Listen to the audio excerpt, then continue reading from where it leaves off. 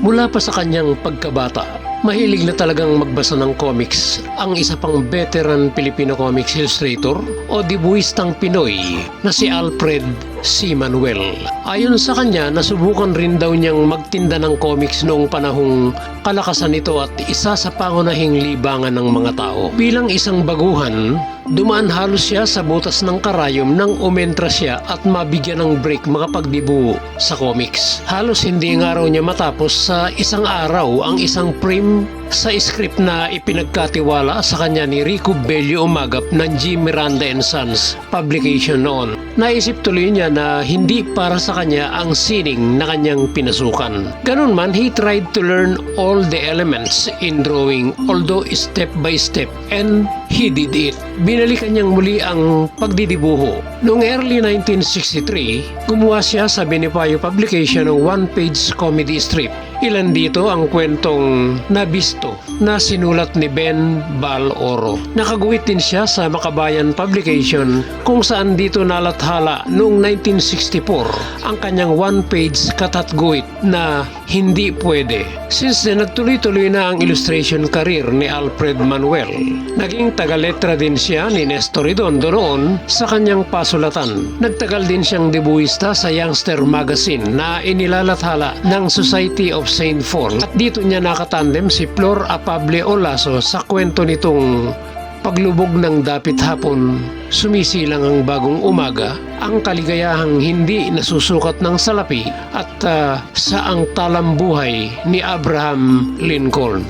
Noong 1970s, isa si Alfred Manuel sa mga debuhistang Pinoy na nakomisyong gumuhit sa mga illustrated series na inilalathala ng National Bookstore. Sa National Classic Comic Series ay naiguhit niya ang mga nobelang The Brave Little Tailor, Kim, Lost Horizon, Malikmata 1674, Lives of the Hunted, Lord of the Flies.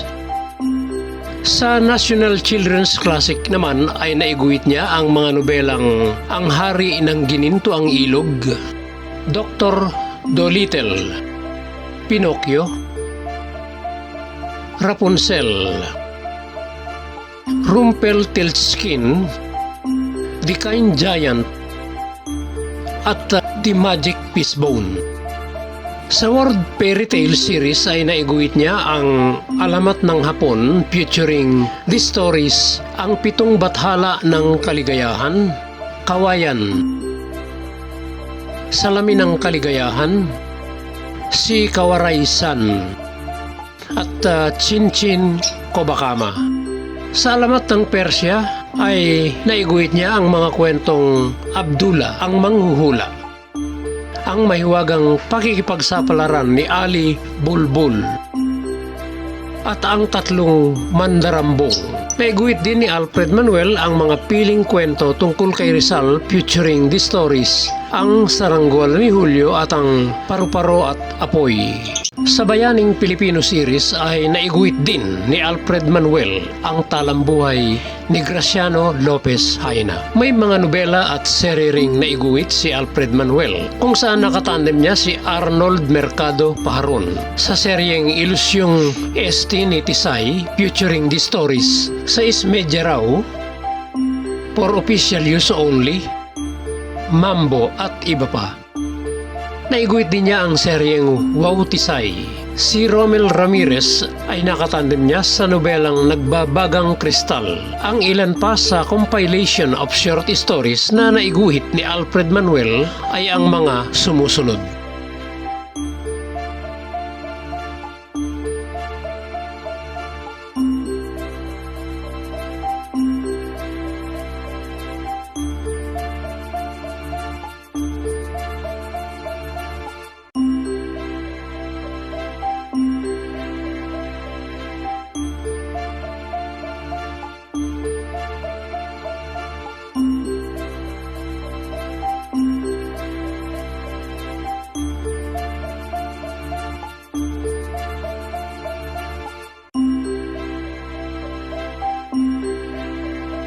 Naging kasapi rin si Alfred Manuel sa United Artists of the Philippines. isang samahang kinabibilangan ng mga debuistang Pinoy sa comics. When Alfred Manuel joined Liwayway Magazine at maging contributor dito na siya nagtagal at nakapagdibuo rin siya sa mga sister magazine nito na Bisaya, Hiligaynon at Banawag.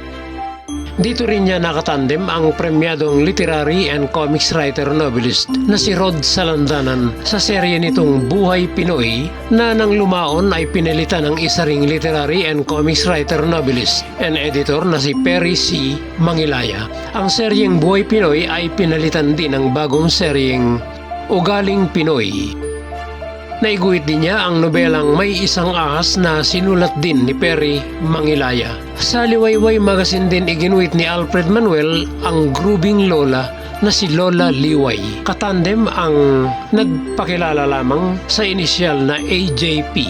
Siya si Alfred C. Manuel, dibuistang Pinoy at ang mga iginuhit niyang obra sa comics. Sa mga interesado sa content ng mga info video na ibinabahagi ko dito, tungkol sa comics at saka sa mga personalidad na naging bahagi ng comics noon, huwag lamang po sana ninyong kalilimutang i-click na rin ang subscribe at bell button na nasa ibaba upang sa ganoon, lagi kayong mauna sa mga update na ginagawa ko sa aming Comics Page TV. Thank you very much and God bless you all.